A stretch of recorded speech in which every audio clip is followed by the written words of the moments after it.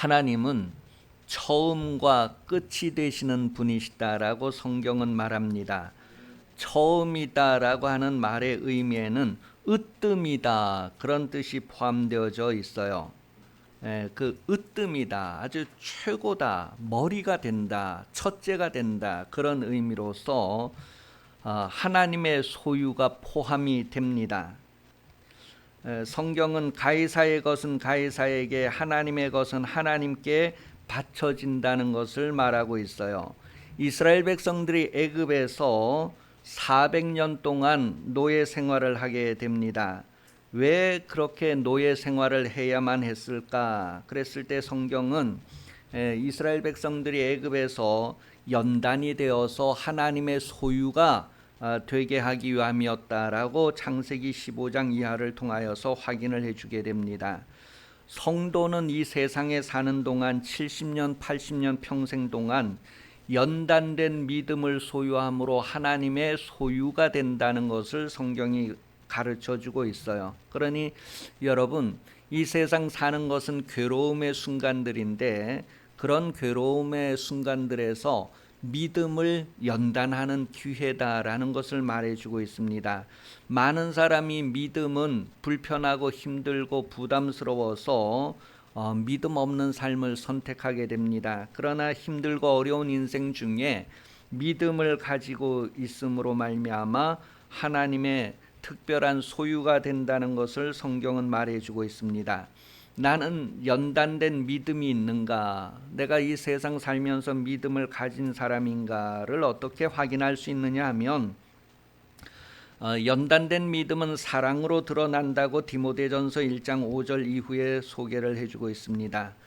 사랑으로서 드러난다는 거야.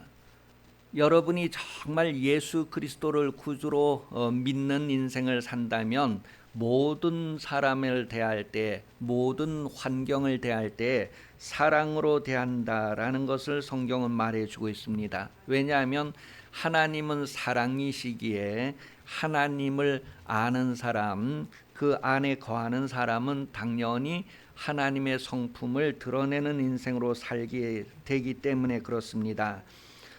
성경은 많은 사람들 중에 하나님께서 선택하고 택한 사람을 이야기할 때 아브라함을 소개해 주고 있습니다. 갈라디아서 3장 16절에서 22절 내용을 보면 아브라함의 자손은 누구를 얘기할까? 그랬을 때 예수 그리스도를 말한다고 했어요. 여러 명을 아브라함의 자손이라고 하지 아니하고 오직 예수 그리스도만을 아브라함의 자손이라고 한다는 거야. 왜 하나님께서 예수 그리스도를 아브라함의 자손이라고 했을까? 말라기서 2장 15절 내용에 보면 경건한 자손을 얻게 하시려고 합니다라는 말씀을 이루기 위함입니다. 하나님께서 경건한 자손을 얻기 위하여서 아담을 지으셨고 아담 안에서 모든 사람이 죽음을 경험하게 하셨고 예수 그리스도를 택하여서 예수 그리스도로 말미암아 하나님의 소유가 되게 하시려고, 하나님의 자녀가 되게 하시려고 하는 계획을 이루시게 된다는 것을 성경이 말해주고 있습니다. 부활절기를 맞이했는데 부활절이라고 하는 것은 죽음을 경험해야만 맞이할 수 있는 것입니다. 죽었다가 다시 살아나는 것, 죽음에서 다시 일어나는 것, 죽은 사람들 가운데 함께 누워 있다가 깨어서 일어나는 것, 그것이 바로 부활절의 의미인데 아담 안에서 모든 사람이 죽었다라고 성경은 말합니다. 그리고 예수 안에서 모든 사람이 살게 된다고 말합니다. 그런데 어떤 사람은 예수 안에서 사는 사람도 있고 어떤 사람은 아담 안에서 죽은 상태로 그대로 있는 사람도 있습니다. 예수를 믿는다는 것은 예수 안에서 예수와 함께 다시 일어나는 과정이다라는 것을 성경은 말해주고 있어요. 부활의 의미는 죽음에서 다시 살아난다. 죽은 사람들 가운데, 잠자는 사람들 가운데에서 깨어 일어난다라고 하는 의미가 있어요. 이 의미가 우리에게 주는 것은 영원한 하나님의 나라로 들려 올라간다고 하는 의미로 결국 연결되어지게 됩니다. 그래서 예수를 구주로 믿는 사람은 하나님의 사랑을 알게 하셨고 하나님의 사랑을 인하여서 하나님을 영원히 섬기는 자로서 구별되는 것을 성경이 말해주고 있어요. 성경에서 죄인이라고 할 때 죄인은 모든 사람이 죄인이다 그랬을 때 나는 죄 지은 적이 없는데 왜 나를 또 죄인이라고 할까 했을 때에 그 죄인이라고 하는 의미는 하나님이 처음 사람을 지으실 때에 그 목적하신 데에서 빗나간 것을 죄인이라고 합니다. 하나님이 처음 사람을 지으실 때에 하나님의 말씀을 배반한 사람, 하나님의 말씀을 등지고 떠나간 사람, 하나님이 없는 사람, 그런 사람을 죄인이라고 하는데 그 결국이 바로 사망이다라고 로마서 6장 23절은 기록을 하고 있습니다. 말씀이 없는 사람은, 하나님의 말씀이 없는 사람은 자기 육신의 생각대로 살 수밖에 없다라고 성경은 로마서 8장에서 기록을 하고 있습니다. 자기 생각대로 사는 결과는 사망이라고 하는 거예요. 그리스도의 사람이다라고 했을 때 그리스도의 소유된 사람을 말합니다. 여러분은 예수를 구주로 고백하면서 그리스도의 소유가 되었다는 것이죠. 다시 말하면 누가 그리스도의 소유가 될까 했을 때 살아있는 사람이 그리스도의 소유가 된다는 거예요. 산 사람, 여기에서 살았다고 하는 것은 죽은 사람들 가운데에서 깨어서 일어난 사람, 예수 믿는 사람을 말합니다. 하나님은 죽은 사람의 하나님이 아니고 살아있는 사람의 하나님이다. 산 사람의 하나님이다. 죽은 사람들 가운데서 일어난 사람들의 하나님이다라고 누가복음 20장 34절 이하에서 기록하고 있습니다.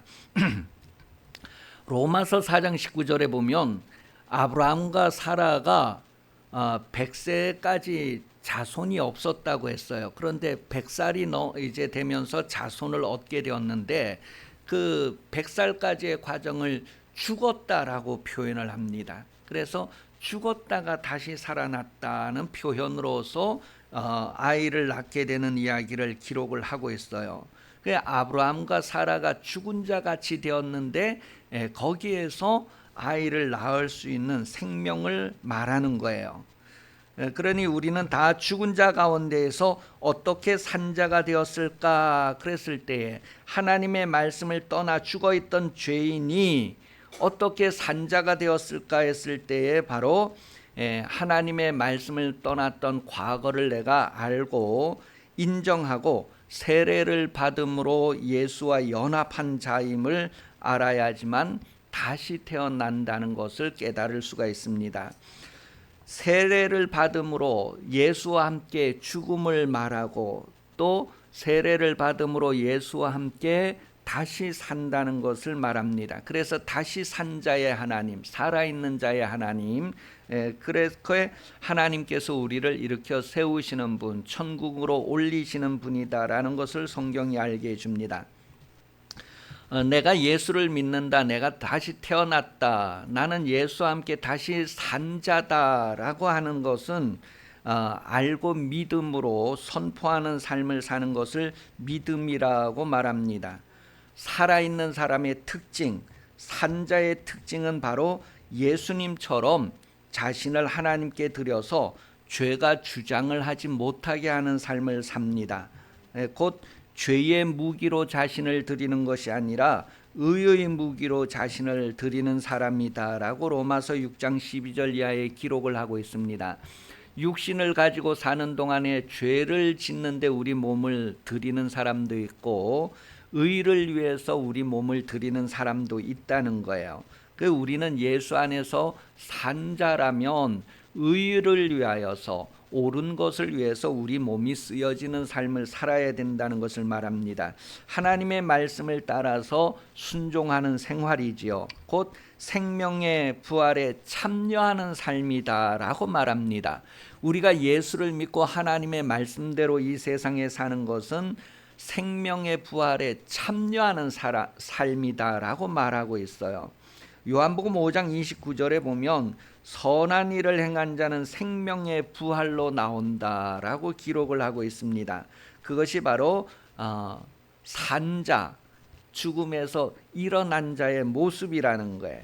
사도 바울은 빌립보서 3장 11절에 보면 그러한 삶을 살기 위해서 무단히 노력했다라고 소개를 해주고 있어요.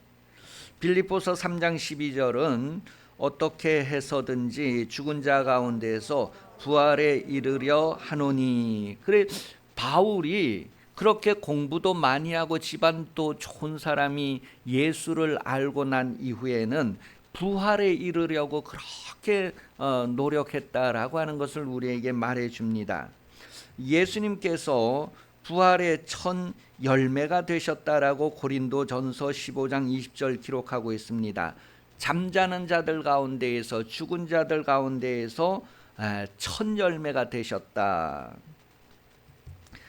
그때에 우리의 산 소망인 하늘에 간직하신 유업을 우리에게 갖게 하셨다라는 것을 베드로 전서를 통하여서 우리에게 확인을 해주고 있습니다. 예수님께서 부활의 첫 열매가 되셨다라는 것은 죽음에서 영생으로 이르는 첫 열매가 되셨다는 것을 말합니다. 세상의 모든 사람도 죽음에서 이제 영생으로 이르는데 예수를 따른다고 하는 의미를 표현하고 있어요. 예수 믿는 사람은 바로 부활하는 사람입니다. 우리가 하나님의 말씀대로 지금 인생을 산다는 것은, 믿음으로 산다는 것은 부활하는 과정이다라는 것을 성경이 말해주고 있어요. 그래서 사도 바울은 부활에 참여하는 삶을 사는 과정이 자신의 인생이었다라는 것을 말합니다. 그렇게 하나님께서 여러분에게도 부활하는 인생으로 살게 하셨다는 것을 새롭게 확인할 수 있기를 예수님 이름으로 축복합니다. 죽음에서 다시 태어나서 산 소망을 가진 사람이라는 거예요. 부활의 첫 열매인 예수 그리스도 안에 포함되어져 있는 사람이라는 뜻이에요. 곧 그리스도에게 속하여 있는 사람이란 뜻입니다. 그리스도에게 속한 사람은 그리스도의 말을 듣는다라고 성경은 확인해 주고 있습니다. 그래서 여러분이 세상에 사는 동안에 부활에 참여하는 삶은, 바로 그리스도의 말씀을 듣는 삶은 곧 영생의 길을 가는 과정이다라는 것을 성경은 말해주고 있어요. 나는 길이요 진리요 생명이다라고 했을 때 영생에 이르는 과정의 길이 되신 예수를 말하고 우리는 그 안에 있는 자다라고 성경은 가르쳐주고 있습니다.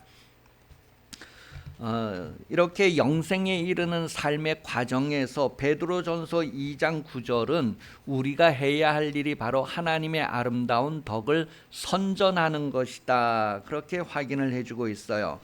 부활의 첫 열매가 되신 예수 안에서 여러분도 여러분 자신을 하나님께 드리는 그런 삶을 성공하시기를 예수님 이름으로 축복합니다.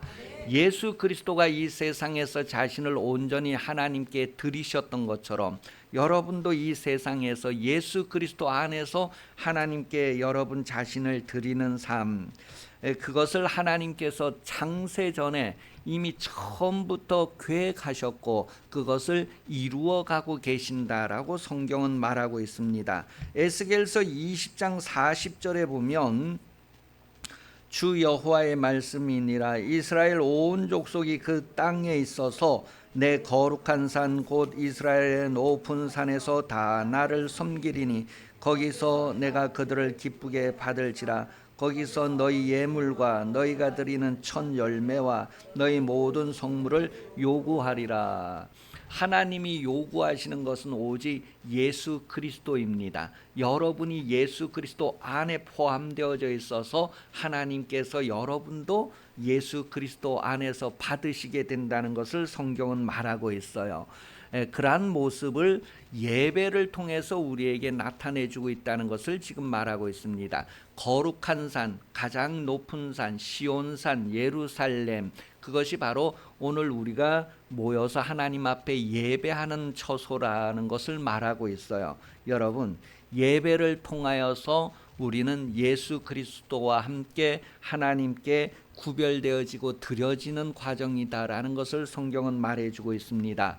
아벨이 자신과 함께 그 예물을 드렸던 것처럼 여러분도 여러분 자신과 함께 여러분 인생의 많은 흔적들, 여러분 인생의 많은 결과들이 하나님을 기쁘시게 하는 그런 예배의 내용으로 드려짐으로 하나님께서 기뻐하시고 하나님께서 그 나라를 여러분에게 상속하시는 그러한 은혜가 여러분 영혼에 있기를, 여러분 자손 대대로 있기를 예수님 이름으로 축복합니다.